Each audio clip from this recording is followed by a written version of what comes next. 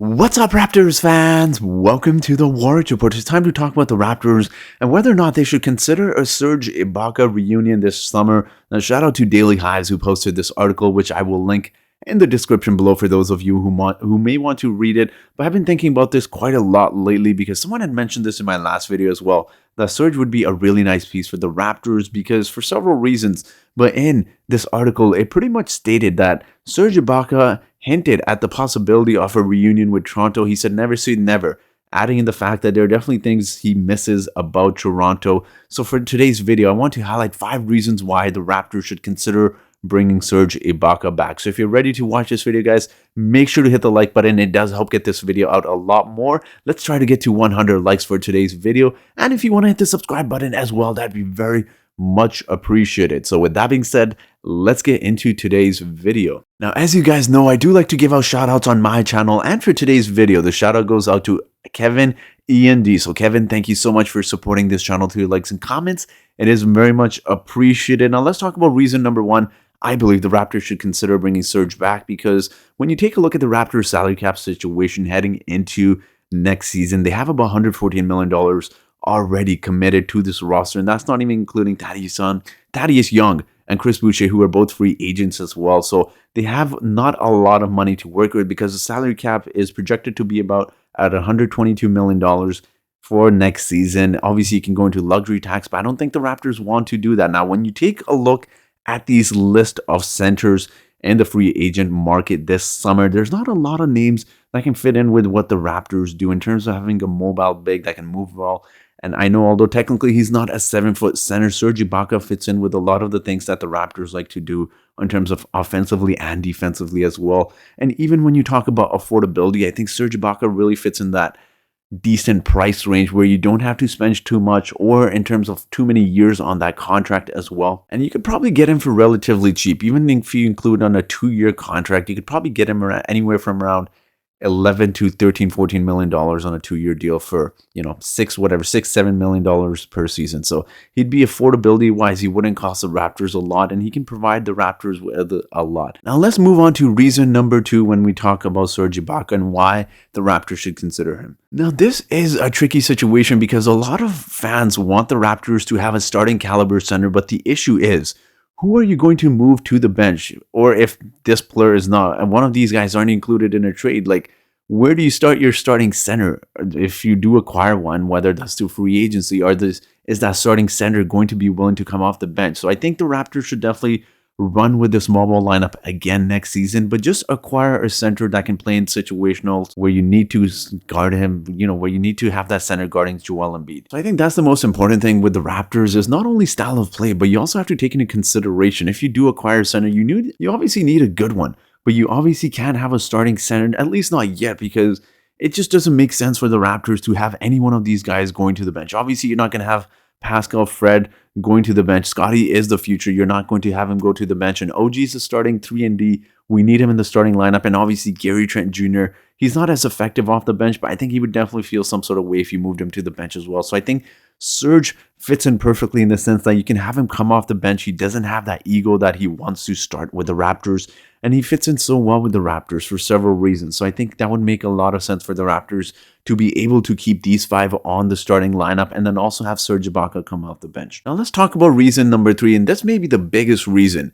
When you talk about the Raptors finding a big man, you don't want one that's going to be taking minutes away from Precious Achiuwa. He's going to be developing. Obviously, he needs those minutes and experience, and Serge Ibaka is a player that can really help Precious grow as a player because he does similar things in terms of mobility, how he moves on defense, offense.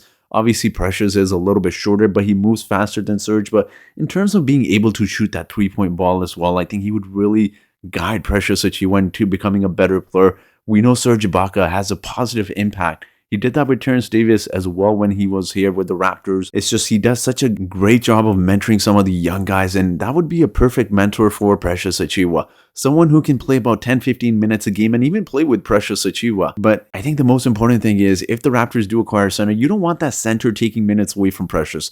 I truly believe this when I say this, is that Precious Achiuwa as a Raptors future center, and he would be perfect because Serge is a little bit on the older side. So we're not going to have him forever. You can have him, play some good quality minutes for a season or two, and then when Precious is ready, let him take that lead role as being the starter.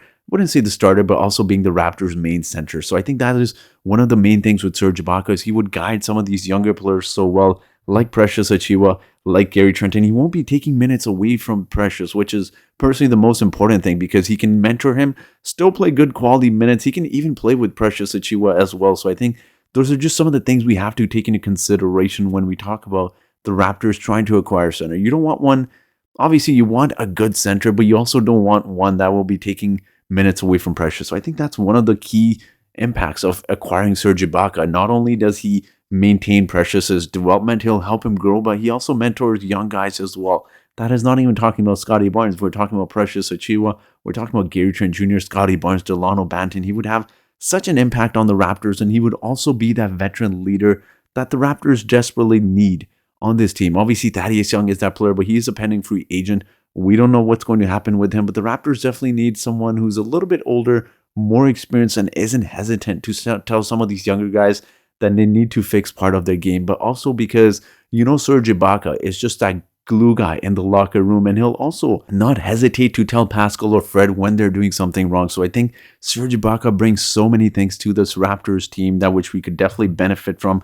But my last reason, guys, I want to talk about here when we talk about Serge Ibaka, when you take a look at his statistics, now I know his numbers have dropped. I know people will say, well, he's got back issues. He's no longer the player he is, but we don't need him to be that player he was with the Raptors a few seasons ago because realistically, we only need him to play about effectively 10-15 minutes per game. And the most important thing I wanted to talk about Serge Ibaka here, the reason I'm showing you his stats is because he is a stretch big man. I know he's not technically a 7-foot center, but he plays a lot bigger than his size. He's able to guard traditional centers for the most part, and he can stretch the floor, which would be very key for the Raptors because you can play him alongside Precious Achiuwa. They can both play together. I mean, Serge Ibaka can also hit his jump shots as well. So that's one of the more important things as well. We have to remember he's a great jump shot shooter for a big man. He may not be the greatest passer, but he makes the right passes at the right time. That is the one good thing about Serge Ibaka. When particularly that playoff run, you'll notice he had some very key passes for the Raptors. He brings so much to the Raptors. I know he is no longer the player he once was, but in terms of just a lot of things he would do for this team in terms of guiding some of the younger players, having a big impact. And I truly believe this when I say this on Precious Achiuwa and his development. He won't be taking minutes away from him.